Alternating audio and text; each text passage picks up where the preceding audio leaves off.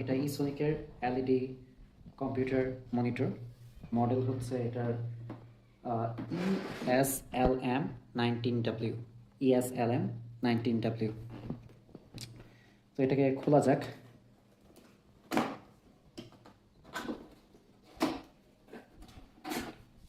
আমরা এটাকে খুলে নিলাম প্যাকেট।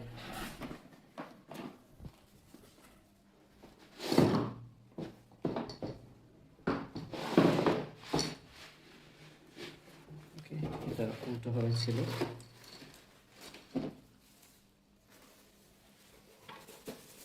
এটা হচ্ছে মনিটরটি। আমরা মনিটরটাকে ফুললি আনপ্যাক করে নিচ্ছি। সো এটাই সেই মনিটরটি। উপরে একটা স্ক্রিন সেভার আছে যাতে কোনো স্ক্র্যাচ না পড়ে মনিটরের উপর। 18.5 ইঞ্চি একটি মনিটর, ইসনিক ব্র্যান্ডের, এবং এর পিছনেও একটা ইসনিকের স্টিকার আছে এবং এখানে সিরিয়াল নম্বরও আছে একটি। এটি ভিজিআই পোর্ট এবং এইচডিএমআই পোর্ট উভয়ই আছে। অ্যান্ড এর পাশাপাশি এটার ফাংশনকে কন্ট্রোল করার জন্য অডিও, মেনু, আপ, ডাউন, পাওয়ার সব কিছুই আছে। আর এটার পাওয়ার সাপ্লাই করার জন্য এখানে একটা পোর্ট অলরেডি আছে এবং এটার ভ্যাসেল থিকনেস আর সব কিছু এখানে দেখা যাচ্ছে। অ্যান্ড এখান থেকে আমরা যদি দেখি, এটা একটা খুব ভালো ভ্যাসেল আছে চতুর্দিকে সোনিকের। ওকে, সো আমরা এখন দেখছি যে এর সাথে আর কি আমরা পেয়েছি। আমরা একটা ইউজার ম্যানুয়াল পেয়েছি এবং এর সাথে আমরা এইটাকে আর কিছু পেয়েছি, একটু দেখি। আমাদের প্যাকের মধ্যে এগুলো ছিল। এই মনিটরটাকে সেট করার জন্য আমরা একটি স্ট্যান্ড পেয়েছি যাতে আমরা তাকে টেবিলের উপর সেট করতে পারি প্রপারলি যাতে সেট করতে পারি তার জন্য আমরা একটা স্ট্যান্ড পেয়েছি। এর উপরেই আমাদের মনিটরটা সেট হয়ে যাবে। এবং এর পাশাপাশি পাওয়ার সাপ্লাই করার জন্য আমরা এখানে একটা ক্যাবল পাচ্ছি, পাওয়ার সাপ্লাই ক্যাবল। এবং এই পাওয়ার সাপ্লাই ক্যাবলের লেন্থ কতটুকু আমরা দেখি, মোটামুটি অনেক ছোট লেভেলে আছে, এত একটু বড় নেই, প্রায় 1 মিটারের মতো, এই তারটি। এবং এর পাশাপাশি আমাদের দিয়েছে একটা ভিজিএ ক্যাবল। তো ভিজিএ ক্যাবলটা আমরা খুলে দেখি যে এর সাইজটা কতটুকু। আচ্ছা,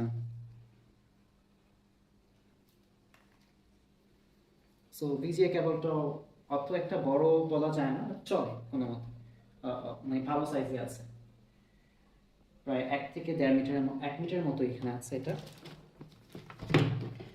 সো আমরা বক্সের থেকে এর কনফিগারেশন। আচ্ছা, তো আনবক্সিং তো গেল, এখন হচ্ছে আমরা ফার্স্ট ইমপ্রেশন দেখি। তো যা ওভারঅল এটা হচ্ছে মনিটরটা একটু ছোট, রেশিও কম, আর খুবই গ্লোসি, এবং এক পাশ থেকে আরেক পাশ স্ক্রিনে যে মনে হয় যে আয়নার সামনে দাঁড়িয়ে আছি। রিফ্রেশ রেট 60 হার্জ, কিন্তু কালার কন্ট্রাস্টটা একটু হচ্ছে কেমন মনে হয়, লাইক একটু বেশি কন্ট্রাস্ট, নাকি কি বলবো, একটু ডিফারেন্ট, মানে পুরো ডিফারেন্ট বোঝা যায়, মানে চিপ তো চিপই। রিফ্রেশ রেট ভালো, 60 হার্জ। তো আমি হচ্ছে এখন দুইটা side by side monitor compare করি। একটা হচ্ছে এলজি MK35 না কিছু একটা, মডেলটার নাম ভুলে গেছি। এটা one of the best monitor আমার কাছে এখন মনে হয়। তো দেখতেছেন এটা একটা কালার একটু কন্ট্রাস্টি মনে হচ্ছে, আর একটা খুবই স্যাচুরেটেড মনে হচ্ছে। যেটা স্যাচুরেটেড মনে হচ্ছে এলজি মনিটর, এটা অ্যাকচুয়ালি ক্যামেরার জন্য মেবি, বাট এত চোখের সামনে খুবই ভালো। আর যেটা ইউসোনিক, এটা okay, not bad, side by side দেখাতে বোঝা যায়।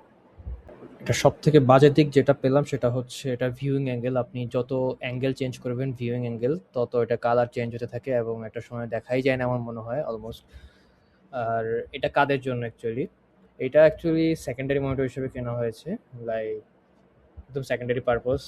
তো যাদের সেকেন্ডারি মনিটর হিসেবে কালার গ্রেডিং তেমন ম্যাটার করে না, এবং হচ্ছে ভিউইং অ্যাঙ্গেলও তেমন একটা ম্যাটার করে না, এবং খুবই চিপ প্রাইসের মধ্যে খুঁজতেছেন, তো 5,000 টাকা এটা নিতে পারেন। কিন্তু 5,000 টাকা এত বেশি কিছু এক্সপেক্ট করা উচিত না। এটার সব থেকে বড় যে জিনিসটা কি মাথায় রাখা উচিত কেনার সময়, সেটা হচ্ছে এটা 180p মনিটর না, লাইক এটার রেশিও একটু কম রেগুলার ডিসপ্লে থেকে।